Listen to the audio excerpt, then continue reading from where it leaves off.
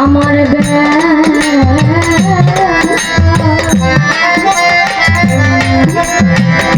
ওরে নদীর জল শুকাইয়া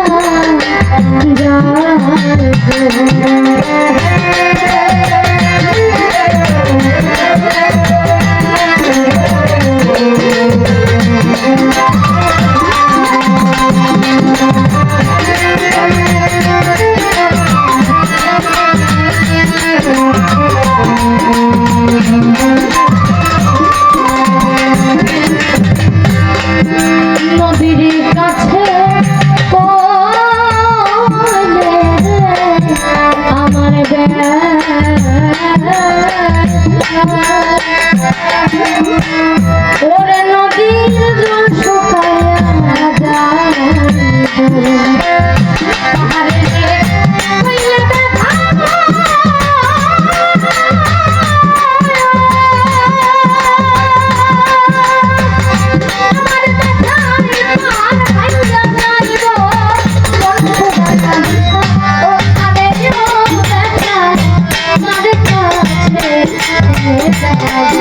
আমার মুর্শিদ হারা ব্যথা, আমার ভাগ্য সাহারা ব্যথা, আমার রমজান সাহারা ব্যথা, আমার খালেক সাহারা ব্যথা, আরে ও ব্যথা আমার কাছে জানাবো।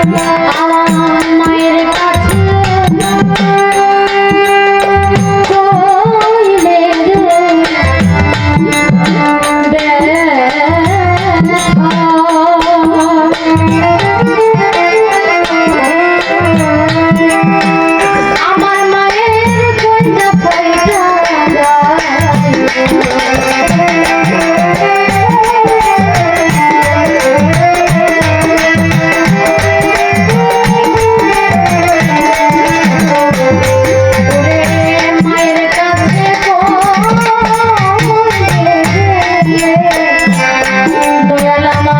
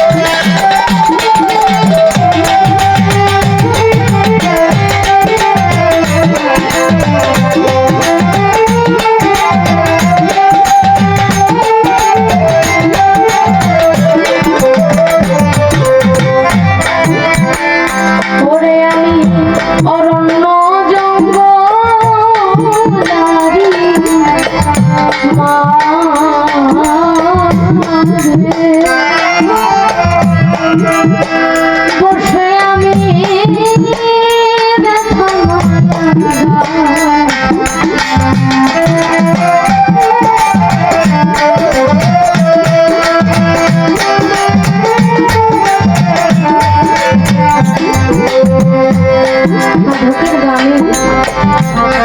কত আকুতি, কত মিনতি, কত আহাজারি। আমি নদীর কাছে কইলে রে ব্যথা, নদীর জল শুকাইয়া যাইব। পাহাড়ে রে কইলে ব্যথা, পাহাড়। এই পৃথিবীতে জন্ম নিয়ে আসার পরে কেমন ছিলাম, আর দিনে দিনে আমার গলার দিন ফুরাই আসতে আমি ঠিক কেমন হয়ে গেছি।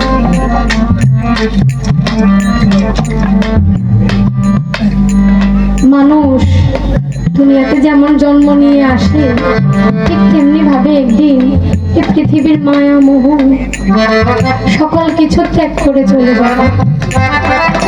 কিন্তু এর মধ্যে কিছু কষ্ট, কিছু দুঃখ, কিছু যন্ত্রণা, কিছু হাসি, সকল কিছু মিলে আমাদের একটা জীবন।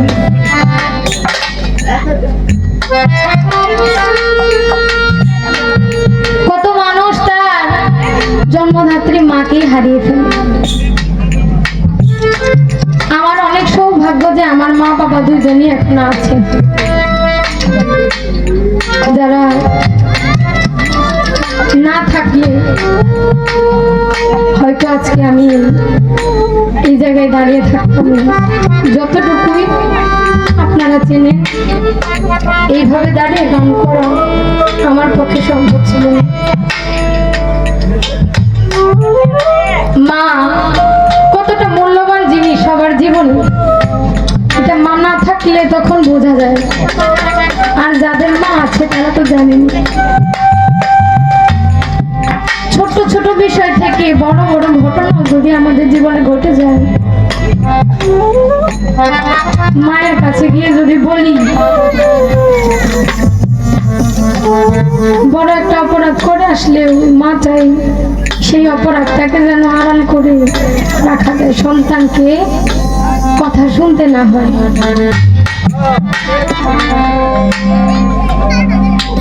জন্মের পর থেকে বাবা অতি কষ্ট করে আমাদেরকে লালন পালন করে বড় করে। শত আঘাত, বিপদ, বিপত্তি আসলেও সে চায় সব সময় তার সন্তানটা যেন ভালো থাকে। কোন রকম আঘাত যেন সন্তানের কাজ পর্যন্ত না যায়। সে সকল কিছু নিজে কাঁধের মধ্যে তা সহ্য করে নেয়, বয়ে নেয়। কিন্তু তারাই তো সবচেয়ে বড় দুঃখী, যাদের এই দুইটা মূল্যবান জিনিস। তারাও সবচেয়ে বড় হতভাগা, যাদের থাকতেও তারা মূল্য দিতে।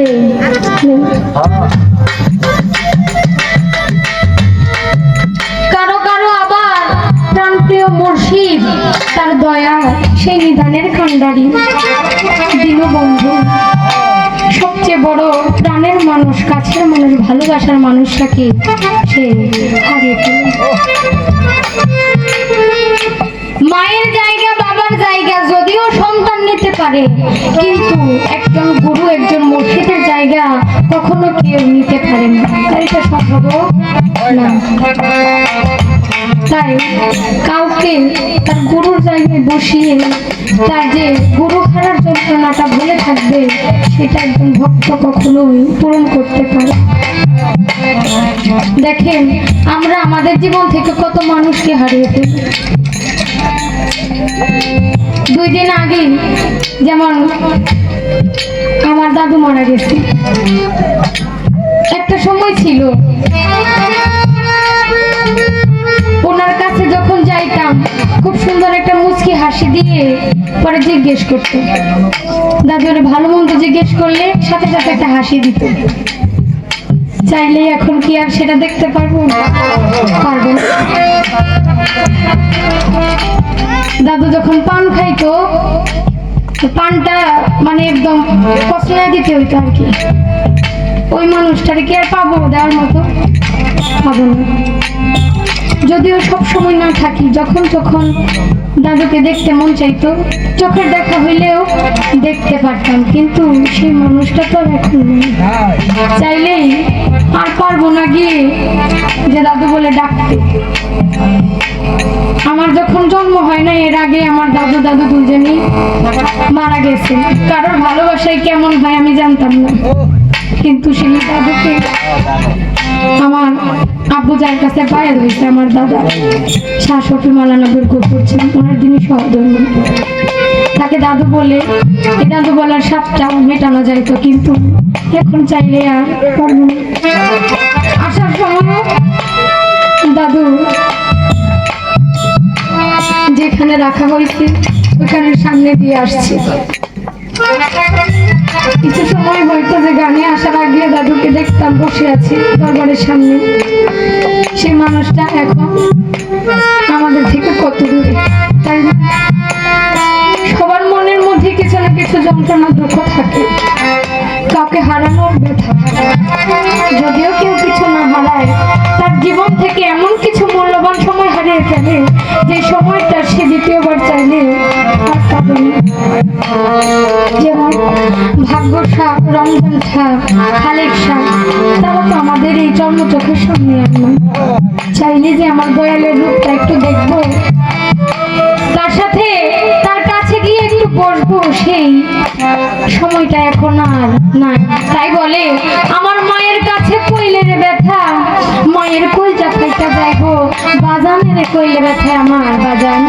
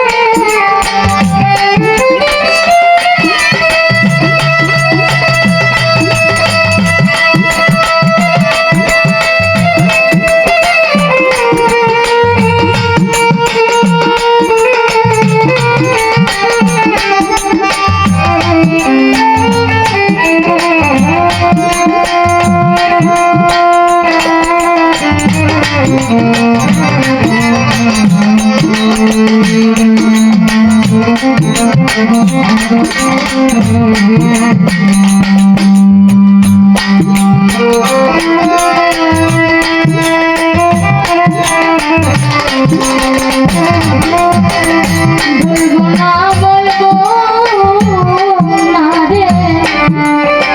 আমার